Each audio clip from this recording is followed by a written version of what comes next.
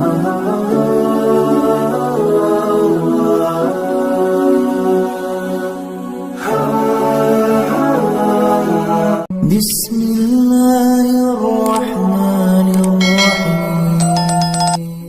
Assalamualaikum warahmatullahi wabarakatuh. Bismillahirrahmanirrahim. Ketika Rasulullah wafat, itu separuh sahabat hampir mayoritas, ya Rasulullah, kita semua ingin kita dulu yang meninggal karena engkau begitu penting. Maka jangan meninggal dulu, kita yang meninggal. Kalau kita yang meninggal itu gak apa-apa, tapi kalau engkau penting, jangan meninggal. Tapi ada saja sahabat, tidak seperti itu. Saya suka Rasulullah meninggal dulu. Alasannya masuk akal. Biar Allah menyaksikan saya kama usaddikuhu hayyan usaddikuhu maitan. Allah biar menyaksikan saya iman kepada Nabi ketika masih hidup. Dan saya buktikan setelah mati pun, setelah meninggal pun, setelah wafat pun, iman. Jadi ternyata baisnya itu supaya orang tahu bahwa iman kita kepada Nabi itu iman yang super. Jika ketika beliau sugeng ya kita iman, setelah wafat juga kita iman. Kai usaddikuhu maitan kama usaddikuhu hayyan. Supaya saya mentasdikkan beliau setelah meninggal sebagaimana kita mentasdikkan beliau saat masih hidup. Dan ternyata Allah ridho dengan perkataan sahabat itu. Kenapa Allah ridho? Karena menjadi pelajaran bagi orang-orang yang ditakdir gak menangi Rasulullah SAW. Tetap mereka ini. Jangan kayak setan itu kurang ajar betul oleh iblis itu. Masyhur itu, iblis itu nangis-nangis neng Nabi Musa. Iblis itu takutnya sama Allah itu luar biasa, sampean kalah. Iblis itu setiap ketemu malaikat karena dia ngerti alam gaib, mesti apa itu?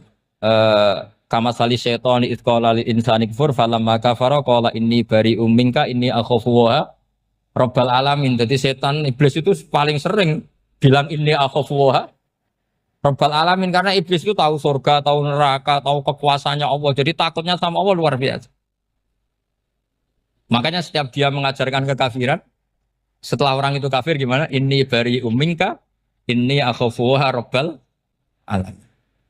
Saking takutnya sama Allah, suatu saat iblis ini datangi Nabi Musa. Karena tahu Nabi Musa itu kalimullah. Orang yang bisa komunikasi langsung dengan Allah. Ya Musa ya kalim Allah, saya ini makhluk. Saya takutnya sama Allah luar biasa. Tolong rayukan Allah supaya nerima tobat saya. Karena dirayu terus lama-lama Nabi Musa bilang, oke, tak rayukan Allah.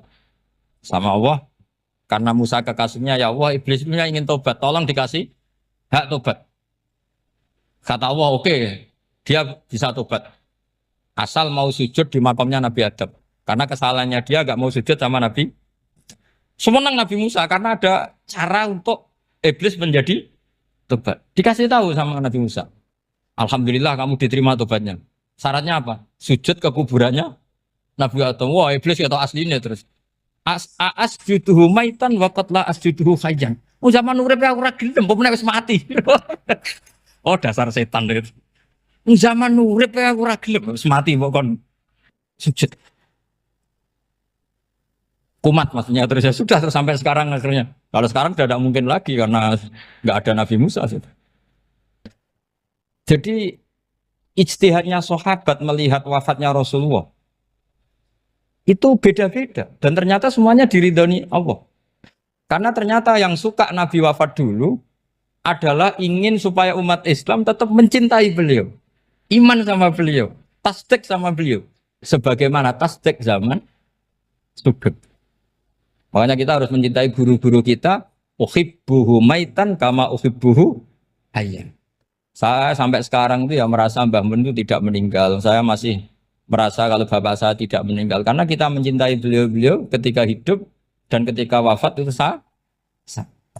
Karena beliau-beliau sama kita juga seperti itu. Rasulullah itu ketika mendekati wafat, ya bahasa halusnya intaqala ila rafiqil a'la. Itu Nabi kalau ngedikan tuh rileks sekali. Hayati khairun lakum wa wafati khairun lakum. Cung aku nak uripku ya apik. Engko nak aku wis kapundhut ya apik. Fa amma hayati fali asunna lakum as-sunan. Sebagian riwayat fa innakum tuhadditsuna anni wa uhadditsu ankum. Kalau saya masih hidup, saya bisa mengajarkan kamu sunnah, mengajarkan kamu tradisi-tradisi yang benar. Dan ketika aku mati, ketika aku sudah wafat, maka saya jejer Allah, kata Nabi. Saya berdampingan dengan Allah, maksudnya dekat Allah. Tentu bila kaifin walan hisab. Terus sudah fa'inna amalakum, amal-amal kamu diperlihatkan ke saya. Berhubung saya sudah dekat Allah, kalau amal kamu baik, saya muji Allah. Kalau amal kamu buruk, saya langsung mintakan ampun kepada Allah. Jadi Nabi rileks sekali. Artinya saya hidup bagus karena bisa ngajarkan kamu as-sunan wa syara'i'. Kalau saya wafat karena saya dekat Allah. Kalau kamu baik, saya muji Allah. Kalau kamu buruk, saya mintakan ampun kepada. Guru-guru kita juga seperti itu. Justru setelah wafat, beliau-beliau punya kesempatan dekat sama Allah, dekat sama Al-Malail A'la, sehingga mendoakan apa? Nah, terus kata Sayyid Muhammad, wala taqulu lima yuqtalu fi sabilillahi amwat. Kamu jangan pernah berkeyakinan atau berpendapat atau berkomentar kalau orang-orang yang mati fi sabilillah adalah berstatus apa? Mati, amwat. Kalah. Terus kata Sayyid Muhammad, hadza li amatis syuhada. Ketentuan ini bagi umumnya syuhada. Artinya gini, umumnya syuhada saja tidak berstatus amwat. Apalagi hadza Rasulullah, sayyidul syuhada, sayyidul anbiya, sayyidul mursalin. Tentu tidak pernah berstatus amwat. Ya saya ulang lagi ya, jadi zaman cara berpikir, amatus syuhada, syuhada yang umum saja berstatus hidup. Tidak boleh distatuskan amwat. Apalagi Rasulullah itu sayyidus syuhada, sayyidul anbiya. Maka status beliau pasti hayyun la yamut. Pasti beliau itu hidup tidak. Dan karena beliau itu asfaq, sangat sayang kepada kita, sebagaimana zaman beliau hidup itu sayang kepada kita, sampai nangis-nangis minta hak syafaat, maka setelah meninggalkan pun beliau pasti sayang kita dan pasti berusaha supaya kita diampuni oleh Allah Subhanahu wa ta'ala. Sehingga ada sahabat yang tadi berpendapat, kalau saya nggak masalah Nabi wafat dulu. Supaya Allah menyaksikan saya, usaddiquhu maitan kama usaddiquhu hayyan.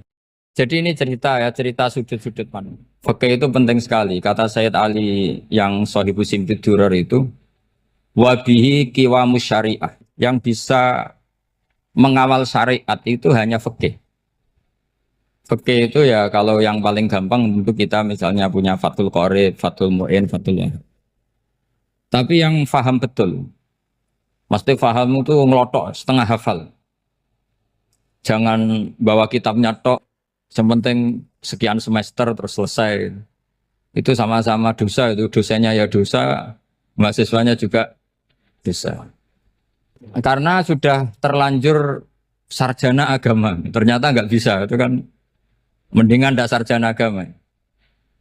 Itu saya tak cerita sama Kiai Roba, itu ada fatwa kiai, kiai juga wali. Suatu saat ada penyanyi dangdut top terkenal di Indonesia itu nyanyi dangdut ya penyanyi ya dai, entah itu hakikat entah majas tidak tahu. Itu kiai itu fatwanya lucu, kalau kamu datangi dia pas main dangdut masih saya beri izin, tapi kalau datangi dia pas pengajian itu tak larang kan santrinya jadi eskal, ini pas pengajian dilarang, pas dangdutan kok malah dapat izin. Tapi bukan berarti halal ya, dapat izin. Dapat izin kan potensinya bisa karena dilarang lah ya tetap belerot. Terus suatu saat si santri ini setengah wali, tidak wali tapi setengah. Lama-lama itu memahami gurunya. Memahami gurunya ternyata sirinya begini. Kalau seorang penyanyi yang tidak pernah ngaji, kemudian ngomong agama, itu potensinya itu fadallu wa adallu, sesat dan menyesatkan. Tapi kalau dia sedang nyanyi dangdut, penyanyinya cowok, sama jangan bayangkan dangdut putri, enggak itu cowok sudah tua lagi. Jadi potensi halalnya ada lah maksudnya untuk, tapi tidak alat musiknya, orangnya. Tapi kalau dia nyanyi itu paling dosanya hanya nyanyi. Saya ulang lagi ya. Murid tadi akhirnya paham kalau datangi pengajian itu artinya ikrar kalau dia seorang dai atau seorang yang layak ngomong apa? Agama. Itu lebih bahaya karena kita santri, apalagi kita doktor atau MM, terus ngekrori orang yang nggak jelas asal usulnya. Tapi kalau nyanyi kan nyanyi saja. Sehingga itu menjadi fikih. bahaya terbesar dalam fikih adalah apa? Mengkaji fikih tidak dari ahlinya. Ya seorang lagi ya, mengkaji fikih tidak dari apa? Ahli. Nah, kenapa demikian? Begini, saya beri contoh. Ilmu fikih itu tentu pertama dari Rasulullah SAW. Kemudian bersanad sampai kita atau kita sampai Rasulullah. Itu ngalami sekian ijtihad yang tidak mudah. Saya beri sekian contoh. Dulu Imam Syafi'i itu sukanya sama guru yang miskin, ya karena rata-rata santri juga miskin. Jadi mesti ngidolakan guru yang miskin, karena sesama miskinnya harus berkoalisi. Tapi akhirnya gurunya Imam Syafi'i itu miskin sekali. Namanya Muslim bin Khalid Az-Zanji itu miskin, Sufyan As-Tsauri miskin, Sufyan bin Uyainah miskin. Setelah ngaji di Medina itu Imam Malik itu kaya. Pas itu Imam Malik sudah kaya. Setiap ketemu Imam Syafi'i dikasih uang. Sampai ketika Imam Malik itu bilang, kamu sudah alim, ilmu saya sudah habis, kamu ngaji sama yang lain. Sama siapa? Kata Imam Malik, orang yang sealim saya sudah meninggal, namanya Abu Hanifah. Tapi dia punya murid, namanya Muhammad bin Hasan Asy-Syaibani, kamu ke sana. Terus Imam Malik datang ke Baki. Dulu Baki itu pasar rental, ya Grab lah kira-kira sekarang. Untuk mengumumkan, siapa kafilah yang mau ke Irak? Kita ya Imam Malik, dibayari sama Imam Malik. Ini yang antar ke Irak, ke Muhammad bin Hasan Asy-Syaibani. Imam Malik mulai ngeper. Guru saya yang miskin tidak pernah nyangoni, guru-guru saya yang kaya sering nyangoni. Mulai memasalahkan kiai miskin, gitu. Kira-kira seperti itu mulai masalah. Setelah datang ke Irak, di Muhammad bin Hasan Asy-Syaibani itu si Muhammad bin Hasan Asy-Syaibani itu kalau ngitung uang itu di meja tamu. Jadi punya emas lantaan, punya uang. Kira-kira kalau Indonesia punya rupiah, punya dolar, dihitung itu di ruang tamu. Kata Imam Syafi'i, saya dengan Imam Malik saja nggak seret, ini lebih kedonyan lagi kiai. Ngitung uang itu di ruang tamu. Terus akhirnya si Muhammad bin Hasan Asy-Syaibani ini ahlul usul, dia pakar usul. Kamu heran sama saya? Iya, kiai kok kedonyan. Dia ngomong gitu.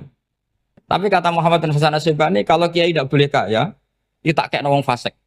Ben gue demenan, gue mabuk. Oh jangan, nanti dipakai maksiat. Tenjenengan mawon kersane digetoat. Berarti kiai oleh sugih. Pun angsal-angsal. Semenjak itu jadi satu fikih bagi Imam Syafi'i. Ternyata kalau mengharamkan kiai sugih, berarti membolehkan yang fasik sugih. Kalau yang fasik sugih bisa dipakai i'anah alal maksiat. Semenjak itu mindset pikiran Imam Syafi'i rubah. Saking rubahnya sampai beliau berpendapat orang bisa beli Alphard, kok beli carry itu haram. Bisa jadi bupati kayak Pak Roba, kok jadi RT haram. Pokoknya gitu. Bisa keren Kak Gus Bak, kok jadi orang pendengar haram. Pokoknya haram terus. Karena dalil beliau al-Islam ya'lu wala yula alaih. Coba sampean ridho misalnya jadi orang Gresik dipimpin orang yang enggak sholat, ridho enggak? Enggak. Atau sholat tapi enggak bisa ngaji, ridho enggak? Ketika yang bisa ngaji berpotensi jadi buba, terus keterusan. Karena Imam Syafi'i keterusan, ya umatnya keterusan. Akhirnya orang-orang Syafi'i itu politikus rata-rata. Ya, makanya sama jangan kaget sama Baruba. Kakak saya wakil bupati ini. Putranya Mbah Mun ada yang wakil apa? Gubernur. Dulu Gus Wahid ya menteri agama. Itu asal usul dari perubahan fikih, mindset, cara berpikir Imam Syafi'i. Jadi dulu itu fikih ditemukan itu jelimet, ada perdebatan. Itu tidak hanya pada level ulama, pada level Nabi pun ada perdebatan. Jadi jangan kira Nabi itu tidak debat, ya debat. Nabi itu asal seangkatan itu mesti debat, termasuk debat dengan malaikat. Jadi kalau perlu ya debat sama apa? Karena malaikat itu kan lugu itu gak iso mikir. Karena kalau malaikat iso mikir bisa jadi rektor. Nanti kasihan Pak Salam ini. Malaikat gak boleh jadi rektor. Malaikat Israel itu gak tahu etika. Jadi beliau ketika mau membunuh, mencabut nyawanya Ibrahim datang, ya Ibrahim saya ini disuruh nyabut nyawa kamu. Kata Ibrahim, wah kamu itu pasti salah. Kamu tahu saya siapa? Saya ini Khalilur Rahman, kekasih Allah. Masa kekasih membunuh yang dikasih? Ini enggak benar, logika itu enggak benar. Pasti kamu salah. Karena Israel itu tidak bisa debat. Ketika ditanya, hal ra'aita khalilan yumitu khalilah, masa kekasih membunuh yang dikasih? Saya ini Khalilur Rahman. Masa Allah mencintai saya kemudian membunuh saya, itu logika agak benar. Tidak keliru, kamu itu keliru. Israel akhirnya terbang lagi. Ya Allah, katanya logika saya ini salah. Karena masa kekasih membunuh yang dikasih. Karena Israel nggak pernah sekolah, nggak pernah sekolah. Nggak bisa dia jawab. Akhirnya diajarin Allah. Dah kamu bilang gini ke Ibrahim. Hal ra'aita khalilan yakrahu ayyalqa khalila. Masa kekasih tidak siap ketemu yang dikasih. Dibalik logikanya. Akhirnya datang lagi ke Israel. Kata Allah begini. Masa jenengan kekasihnya tidak siap ketemu yang kau kasih. Oh ya ya oke mati gak apa-apa. Jadi ilmu itu ngalamin perdebatan. Jadi saya datang murni karena Kiai Mas Buhin, bukan karena MC. Itu dosa besar kalau saya datang karena MC. Karena saya punya kewajiban yang lebih besar. Jadi yang bisa mengalahkan adalah a'dzama minhu, yang super besar. Karena jelas ada riwayat inna min abaril birri silatar rojuli ahla wuddi abi. Ya, inna min abaril birri silatar rojul ahla wuddi abi. Di antara kebaikan yang sangat baik adalah seseorang menyambung teman bapaknya. Padahal sampean kan nggak mungkin teman bapak saya. Teman saya aja nggak mungkin, nggak level apalagi bapak saya kan. Jadi malah mohal itu. Saya berkali-kali cerita di mana-mana cerita. Fikih itu harus dievaluasi. Karena ini masalah furu'iyah. Saya berkali-kali cerita di mana-mana cerita. Hukum berteman orang fasik gimana? Pasti orang jawab haram karena takut ketularan orang fasik. Tapi kalau dibalik, hukumnya bina orang fasik gimana? Ya baik, umatnya Nabi. Bisa bina kalau berteman. Kamu bisa bina orang fasik tanpa berteman? Gak bisa. Jadi kalau dibalik, hukum berteman orang fasik gimana? Haram. Hukumnya bina orang fasik? Baik. Bisa bina kalau berteman. Berarti berteman orang fasik? Ya terus nanti pada level lapangan sih gampang. Kalau yang soleh membina yang fasik dan yang fasik ketularan yang soleh, maka ternyata kalau yang soleh ketularan fasik ya berarti ternyata buruk. Tapi kan hukum masa nunggu kenyataan kan jadi nggak hukum. Di mana-mana hukum itu kan ada asumsi karena ini masalah ijtihad. Nah itu yang dilakukan para ulama kita. Jadi sampean harus mengkaji fikih secara detail karena tidak hanya kita yang khilaf. Nabi-nabi juga khilaf dalam menentukan dakwah ilallah.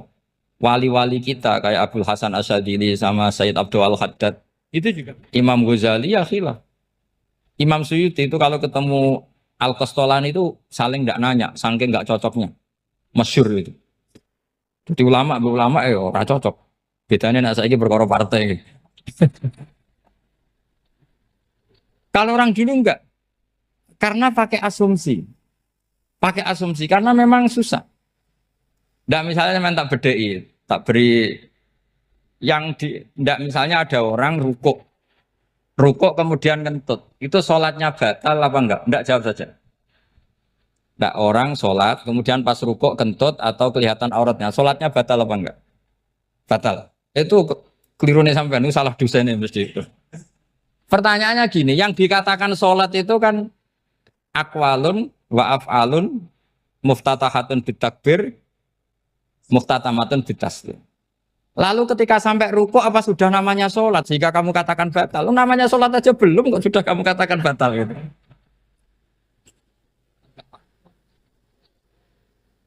Iya kan?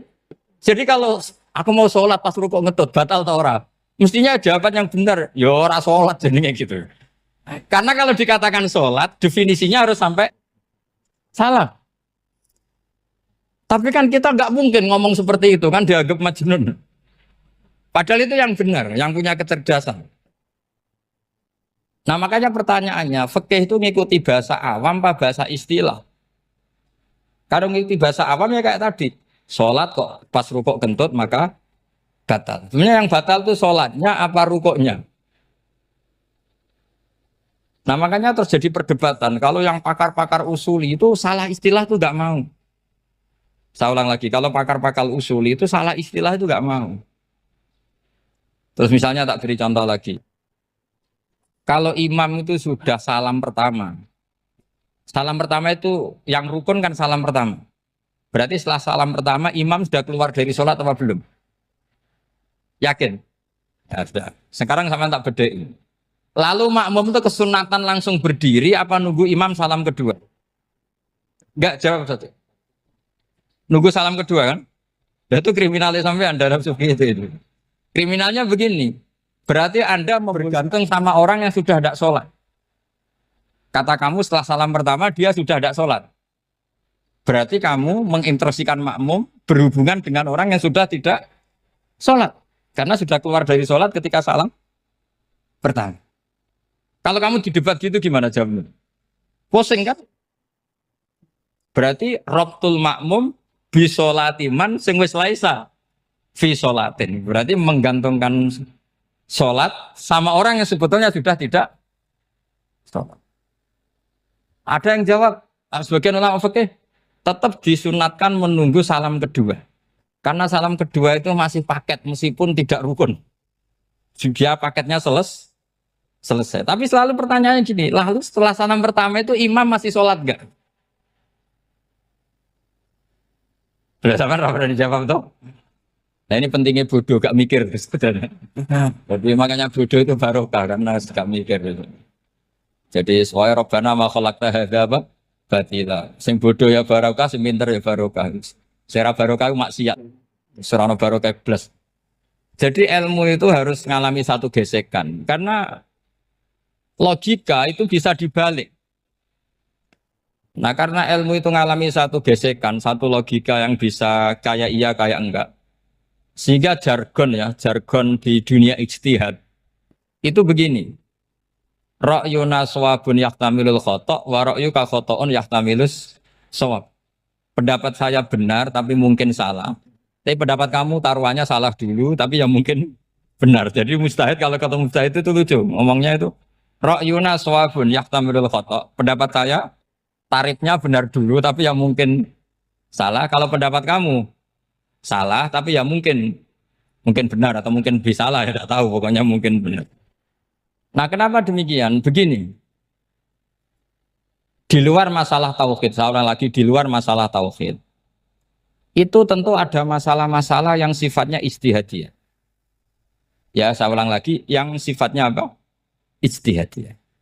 Dan ijtihadiyah ini nggak pernah selesai karena muqtadul hal, konteks kesejarahan maupun konteks kesempatan itu tidak sama. Dulu kiai-kiai itu ngaramkan dasi, ngaramkan celana karena yang celananan yang dasinan itu penjajah. Sehingga mantas sabah biqaumin bahwa minhu. Tapi lama-lama kiai-kiai itu ya pakai dasi, pakai celana. Ya karena dianggap sudah tidak mantas sabah biqaumin bahwa minhu. Ini ngalami pergeseran. Semua istihad itu ngalami pergeseran. Lalu pertanyaannya begini, lalu istihad apa Gus yang permanen? Yang permanen ya istihad dengan alatut istihad apa? Istihad. Saya beri contoh misalnya begini. Nabi Musa itu yang ngalami istihad.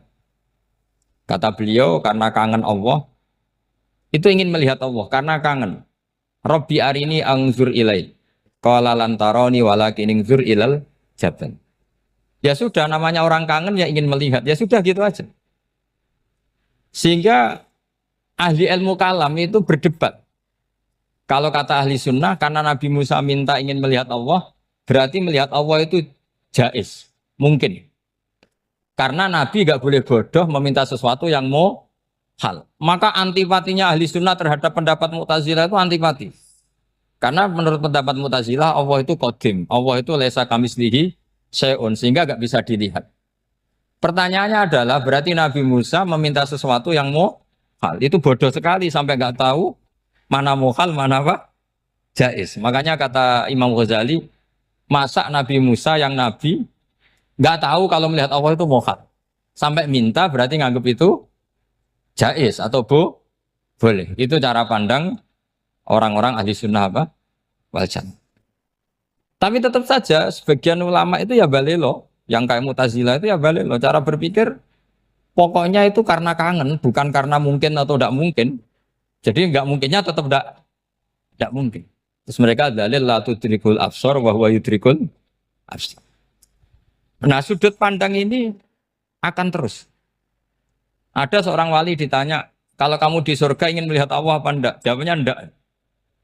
Kenapa ya? Kasihan Allah. Terus kenapa ya? Unazzihu dzalikal jamala an-nadhari misli. Saya tidak ridho Allah yang hebat, yang keren, kemudian sing delok di rumah aku wong resik. Koyok gak ngergani pangeran. Sebenarnya sing delok Allah ben golongane Nabi Muhammad, Nabi Ibrahim, kowe ora usah ngilangi keren. Maksudnya itu. Jadi ada ulama itu jadi wali kalau sholat itu karena di soft belakang. Tapi jangan ditiru.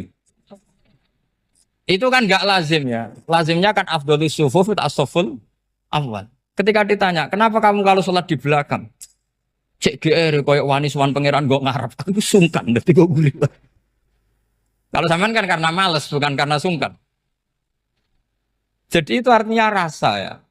Makanya nggak bisa, nggak ada ijtihad itu tidak mungkin karena perasaannya orang itu beda-beda. Itu Sayyid Abdul Al-Haddad itu kalau ngendikan masyhur. Man da'a li dzalimin bil baqa faqad ahabba yusawwah fi ardi.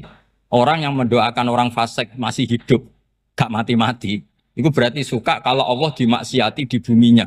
Wong fasik kelakuannya rak maksiat, nak mbok dongakno mari. Itu berarti kamu ingin Allah didurakani terus menerus karena si fasik masih hidup. Tapi kalau Abu Hasan As-Sadili cara ngendikan gini, kalimatnya persis. Man ahabba alla yusawwahu fi ardi faqad ahabba alla tadhara maghfiratuh. Orang yang ingin dunia ini steril gak ada maksiat, maka sama saja berkeinginan tidak melihat luasnya maghfirahnya Allah. Sama-sama wali besar.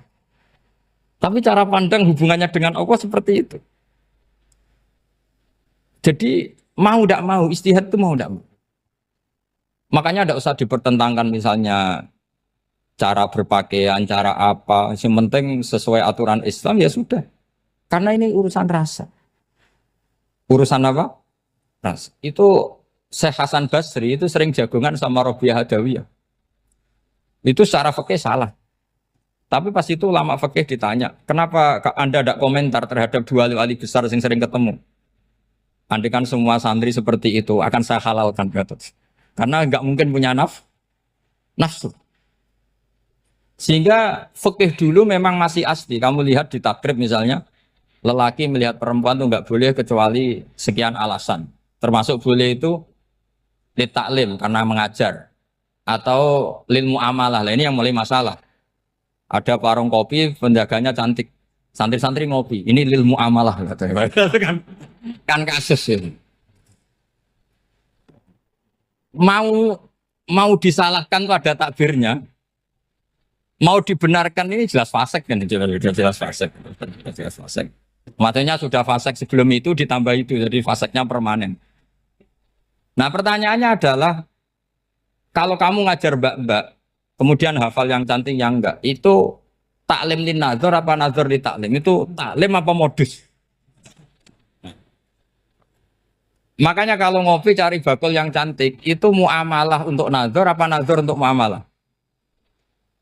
Loh kalau saya ngopi dengan kiroba pasti halal. Karena begini, berjalan saja, bareng capek, nggak tahu itu warungnya siapa, terus berhenti ngopi. Kebetulan bakulnya cantik. Nah itu mungkin halal, karena kan saya tidak milih-milih. Ingin ngopi kebetulan bakulnya cantik. Kalau kamu kan nggak apal daftarnya. Wah itu mesti haram itu, mesti haram itu. Karena berarti kan kamu menjadikan ngopi ini modus. Gue jagani nak takok pangeran. Lo kok nazar? Muamalah Gusti, muamalah. Itu mesti modus. Maka fikih itu harus dikawal oleh tasawuf. Kalau ndak, semua hukum fikih bisa diakalin. Makanya Imam Bukhari punya satu bab namanya Kitabul Khiyab. Bab mengkhilaf fikih. Beliau itu antinya sama Abu Hanifah itu luar biasa. Nggak ada ulama dibenci Imam Bukhari kayak Abu Hanifah. Masyhur itu. Untungnya beliau nggak menangi Abu Hanifah. Kalau menangi geger terus. Bisa bahsul masail terus. Itu Abu Hanifah itu ulama yang suka khilah. Khilah itu merekayasa hukum.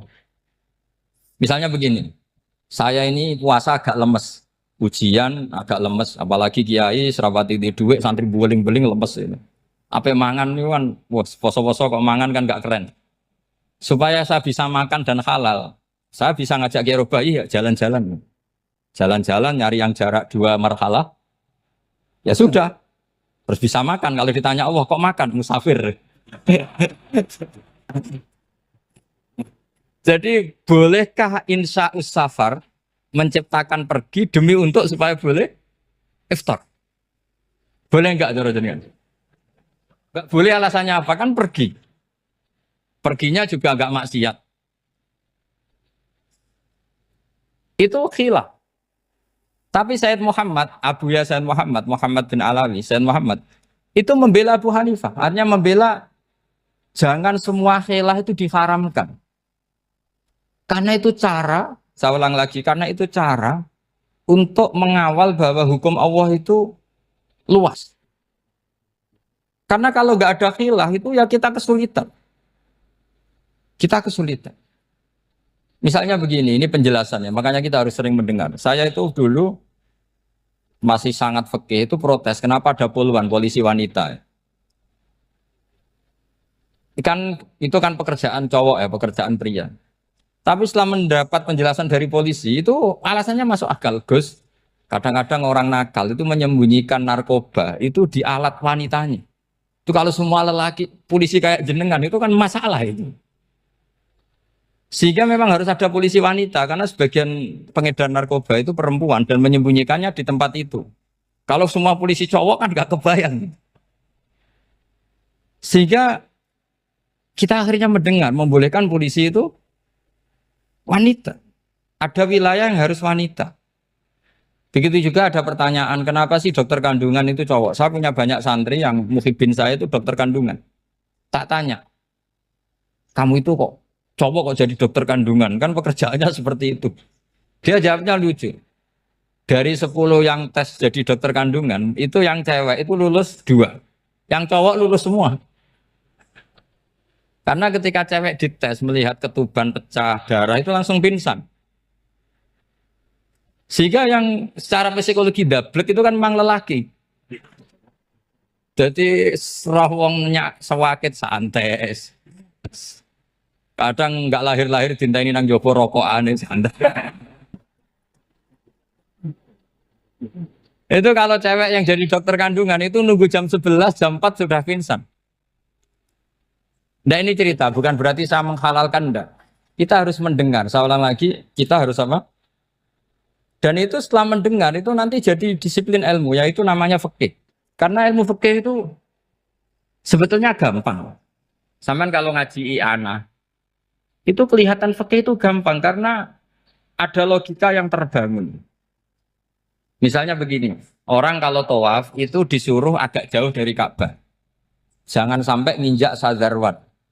Karena sadarwan itu pondasi itu ikut Ka'bah. Kenapa begitu? Ya jenenge ra muteri Ka'bah, ide-ide Ka'bah. Jadi sebenarnya sederhana logikanya. Sing jenenge muter itu di luar itu kita muter. Nah kalau nginjak pondasinya namanya gak muteri Ka'bah tapi ide-ide Ka'bah. Ya jadi sederhana sebetulnya ya masuk akal. Jadi fikih itu tidak ada yang iskal, sebetulnya masuk akal. Tapi karena kita nekuni itu tidak serius, maka terus jadi paradok. Saya beri contoh lagi, ini sebagai penghormatan saya sama Kiai Mas Bukin, karena ini sudah namanya fakih. Kalau ada ayam jago ditabrak truk, terus kejet-kejet, adekan dibiarkan pun mesti mati. Karena gerakannya sudah harokatul masbuh. Terus kamu sembelih, itu halal apa enggak? Enggak jawab, ayam jago loh. Kalau kamu katakan halal, dia sudah tidak punya hayatun mustaqirroh, kehidupan yang permanen. Andai kan kamu biarkan pun 1 menit lagi meninggal. Kejet-kejet kan prosedur saja. Maksudnya pantasnya mati ya kejet-kejet sih, tapi sebetulnya sudah pasti mati. Maka ini ada 2 ulama. Kalau kata Imam Malik tetap namanya halal. Karena ruhnya masih di situ. Sehingga ketika kita nyembelih, ya nyembelih hewan yang hidup. Yang namanya nyembelih itu pokoknya mematikan yang punya roh. Sementara saat itu rohnya masih di situ. Meskipun 1 menit lagi pasti. Tapi kalau mazhab Syafi'i enggak, ini sudah harokatul mazbuh. Tidak punya hayatun mustaqir. Sehingga dalam perdebatan ulama fikih itu lucu. Kadang ya gampang-gampang mangkel nol. Misalnya begini. Kalau ada anak lahir tidak ada amaratul hayat, nggak nangis, nggak bernafas. Sunat disolati apa enggak? Siktun sing layas tahindu walayas langsung lahir langsung mati, nggak ada amaratul hayat. Ora tahu mikir tuh. Itu tidak wajib disolati. Alasannya, ya kan memang sholat alal mayit kan tidak pernah hidup. Di mana-mana mayit itu setelah hidup mati. Ini kan tidak pernah hidup. Namanya ya kit atau lahmin, ya potongan daging itu aja enggak. Jadi kadang fikih diwaca tenan jebule mangkel no.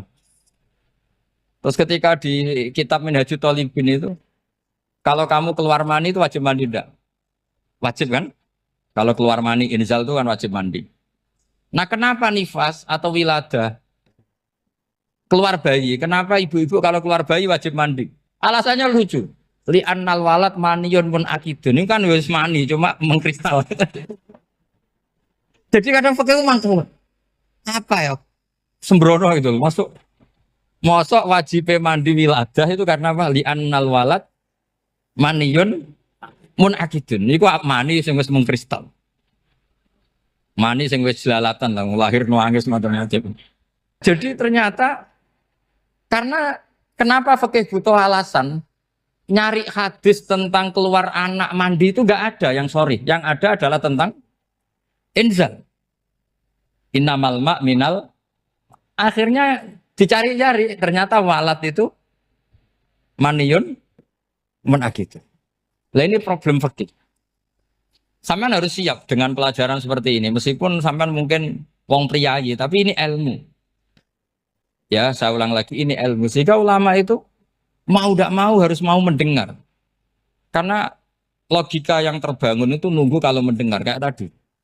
Nabi malaikat Israel baru sadar, masa kekasih bunuh yang dikasih. Masuk akal juga Israel. Kalau sama sampean sih nggak nerima tetap selonang-selonang ini masalah Ibrahim Khalilur Rahman. Sehingga kita di alasan fikih itu harus kita dengar. Saya dulu itu saya sampai sekarang itu sama kalau bayi lahir masih sudah berbentuk bayi, saya sendiri berpendapat sebaiknya disolatin. Kalau sudah berbentuk bayi, meskipun tidak nangis, tidak ada amaratul hayat. Kan yang digugurkan itu wajibnya, bukan masalah boleh dan tidak. Itu banyaklah perdebatan ulama di bab itu. Saya beri contoh lagi perdebatan ulama. Ini contoh-contoh fikih karena ini khusus penghormatan status fakih tadi. Itu kalau ada orang mati, jenazah itu. Jenazah itu kalau sholat, itu kan umumnya jenazah di depan, kita nyolati di belakang. Itu yang mengatakan begitu ya tidak punya alasan. Ya taunya mulai dulu begitu, di mana-mana nyolati jenazah, jenazahnya di depan. Tapi di kitab Mahalli jelas diterangkan, kata kaul sani tidak wajib. Alasannya lucu, fa'indal jenazah laisat bi imamin. Jenazah itu tidak imam, kenapa harus di depan? Kan kacau kan? Lu coba alasannya di depan apa? Dia ada imam kok. Nah barokahnya fikih itu sehingga kita melihat di Arab Saudi sekarang itu jenazah kan di belakang. Tapi kita tetap nyolati apa? Mayit. Kalau di Arab Saudi musim haji itu jenazahnya di kamar mayit, tapi kita nyolati. Itu satu-satunya takbir ya tadi fa'innal janazah laisat bimanzilatil imam. Tapi jangan praktekkan nanti dia kepaliran sesat tuh. Saya hanya cerita ilmu, jangan dipraktekkan. Kalau dipraktekkan masih jadi aliran sesat. Mono jenazah ning guri mame kok ngarep aliran sesat. Sebetulnya bukan sesat tuh. Uji coba fikih. Ya karena tadi fa innal janazah laisat bimanzilatil. Bukti lagi kalau sampean sholat ghaib. Sholat ghaib itu misalnya mayitnya di Surabaya, boleh enggak sholat ghaib di sini? Terus jenazahnya di belakang kamu apa depan kamu? Nah ini kan fikih itu pokoknya gitu. Makanya standar furu'iyah itu susah. Karena perdebatannya itu mirip-mirip. Kayak iya, kayak tidak, kayak. Makanya dulu zaman sahabat, ada sahabat itu mencintai Rasulullah. Senengannya sowan.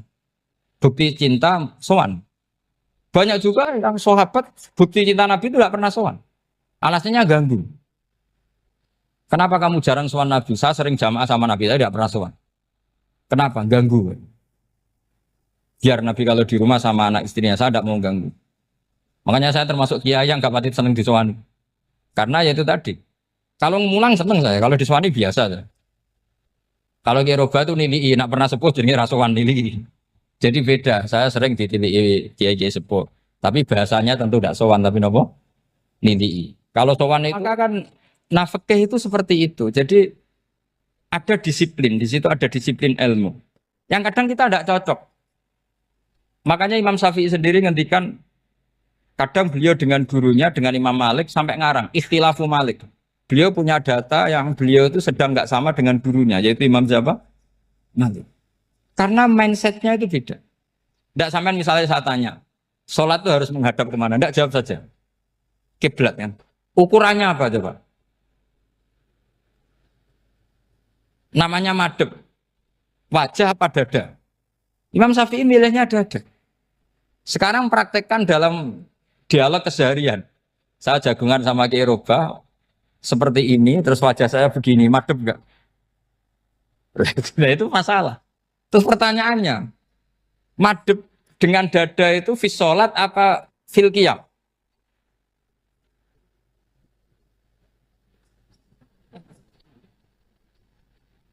Loh enggak, kalau fis sholat pas sujud dada kamu madep mana coba? Kamu enggak pernah mikir kan? Ya madep pakai dada itu kan kalau berdiri, kalau rukuk sama sujud.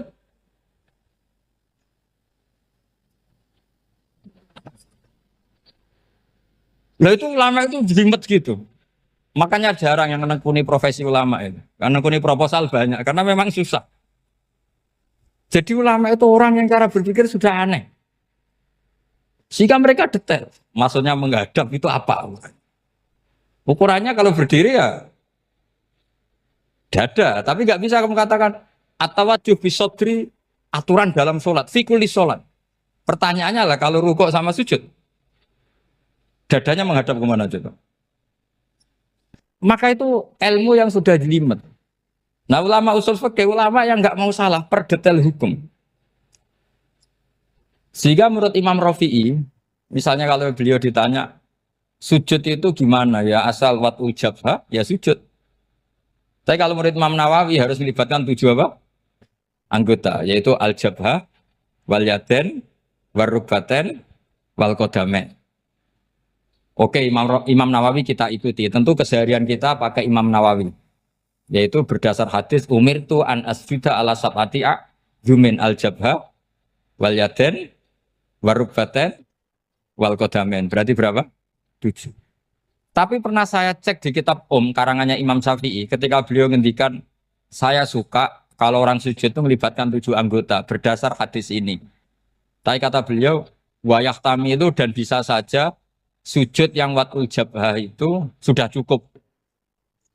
Terus kata Imam Syafi'i, limada karena Nabi ketika sujud itu hanya ngendikan begini, sajadalaka wajhi wa sam'i wa basori. Gak ada di hadis wayadi, warubati, wakodami.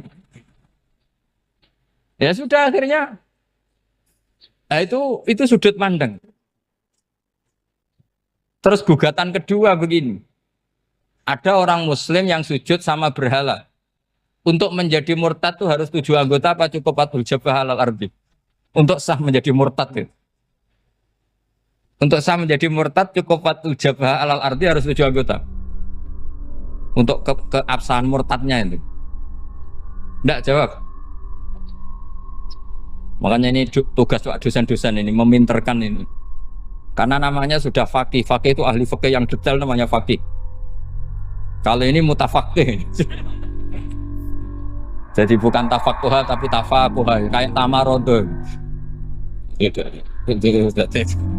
Jadi wazannya nanti itu wal idhari ma laysa fil waqi'. Jadi ini bukan gojlok, ini memang marah saya. Jadi kalau sudah pakai gelar fakih harus fakih betul. Nah, mohon kalau mengkaji fikih itu harus detail. Minimal takrib itu setengah hafal. Supaya konstruksi ilmu itu utuh. Saya sama lagi konstruksi ilmu itu. Karena ilmu itu mesti ada yang apa ya? Ya rodok setengah salah itu, tapi disalahno ora kena. Ndak sampean tak bedheki, nak pancen bener langsung tak angkat jadi rektor. Nak bener tuh. Coba rukun sholat pertama itu apa coba? Rukun sholat pertama. Niat. Niat sama berdiri dulu mana? Ayo niat dulu baru berdiri, apa berdiri dulu baru niat? Berarti niat sama berdiri dulu mana? Rubah kan? Artinya kita mau bilang tartib urutannya niat berdiri takbir gak bisa. Yang dikatakan niat itu apa? Qasdus syai' muqtaronan bi fi'lihi. Berarti niat sama takbir harus bareng apa urutan? Bareng. Terus dengan qiyamnya urutan apa bareng? Bareng apa urutan? Loh enggak, kalau urutan berarti takbir dulu duduk baru berdiri. Nah maka seperti ini itu mau tidak mau kita salah. Dikatakan tartib ya salah, dikatakan serentak ya salah. Cuma karena kita bodoh, gak tahu mikir itu. Alhamdulillah kan di situ itu. Lu coba niat sholat, niat takbir qiyam dulu man. Niat takbir qiyam dulu mana coba? Dulu qiyam. Nggak ada kitab yang mengatakan arkanus sholat awaluha. Oh, dianggap kitab kriminal maksudnya. Makanya ngendikane ulama-ulama di sarah-sarah, mau tidak mau sebagian istilah itu tasamuh itu wis gampang ngono kok repot. Karena kita tidak bisa detailnya. Coba misalnya puasa. Puasa Ramadan itu wajib apa? Tabi itu niat, nginep no niat. Sing darane nginep itu umure lama apa enggak? Lama kan? Sekarang sebelum 2 menit kamu baru niat, sah apa enggak? Sah. Itu sempat nginep apa enggak 2 menit itu? Enggak sempat kan?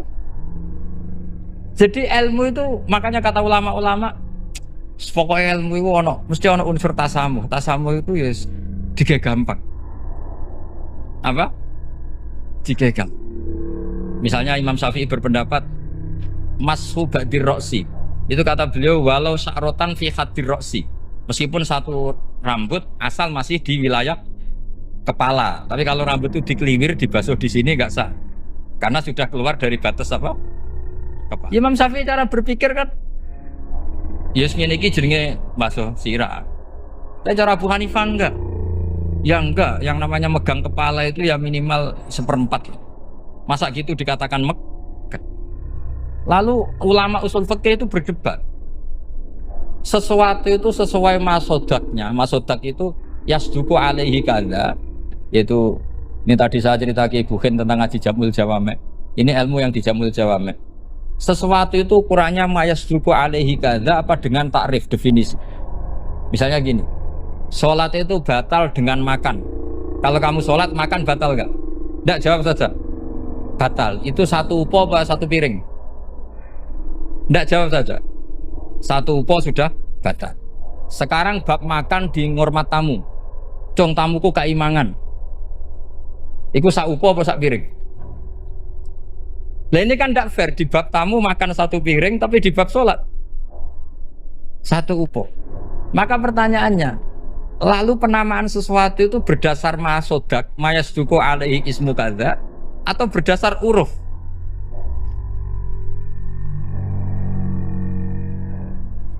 Ukurannya apa coba? Maka terus jadi perdebatan.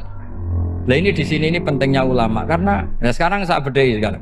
Cengkeh itu wangi apa enggak? Kategorinya cengkeh. Wangi kan? Kalau orang bikin kue tar pasti pakai apa? Cengkeh. Pakai wedang ronde supaya manis. Apa wangi dikasih apa? Cengkeh.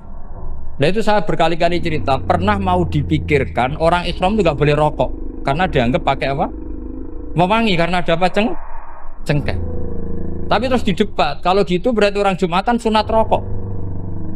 Karena Jumatan disunatkan pakai pewangi.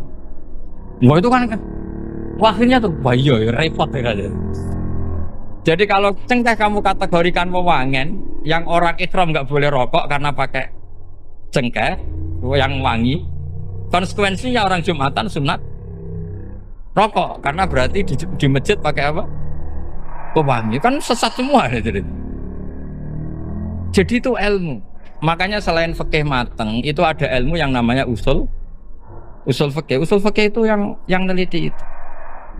Mayas duku alaihi kada. Jadi yus ngono iku darani ngono.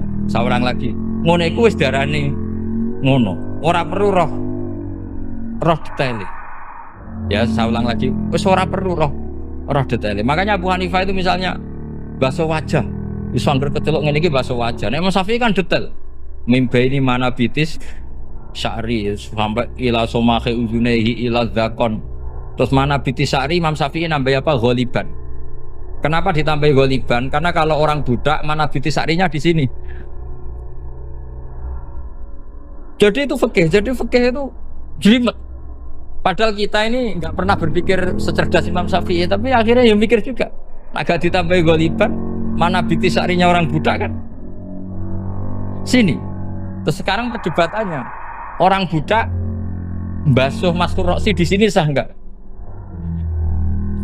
Karena tadi itu wajah apa kepala gitu kan jadi bingung gitu. Ya makanya ini mukadimah saya supaya sampean lebih disiplin belajar fikih dan setidaknya didiskusikan lah kitab-kitab Minhajut Thalibin atau kitab-kitab Mahali. Karena di situ nanti ada perdebatan.